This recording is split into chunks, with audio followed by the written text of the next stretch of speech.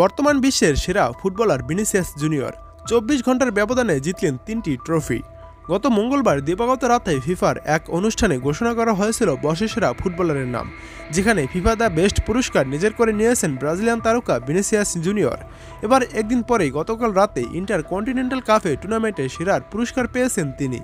গতকাল বুধবার রাতে কাতারের লুসাইল স্টেডিয়ামে ইন্টারকন্টিনেন্টাল কাপের ফাইনালে মেক্সিকোর দল পাচুকার বিপক্ষে মাঠে নামে রিয়াল মাদ্রিদ, যেখানে ৩-০ গোলের জয়ে শিরোপা জয় করে লস ব্লাঙ্কোসরা।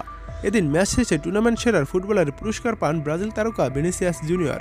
এছাড়া গত ২৪ ঘন্টায় তৃতীয় পুরস্কার হিসেবে পেয়েছেন ফাইনাল সেরার অ্যাওয়ার্ড।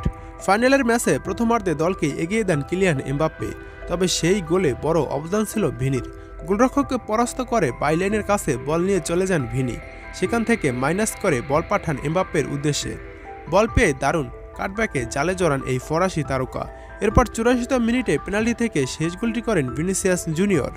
আর এতে করেই ২৪ ঘন্টার ব্যবধানে ফিফার বর্ষসেরা খেতাবসহ ব্যক্তিগত ৩ পুরস্কার জয় করে নিয়েছেন এই ব্রাজিলিয়ান তারকা।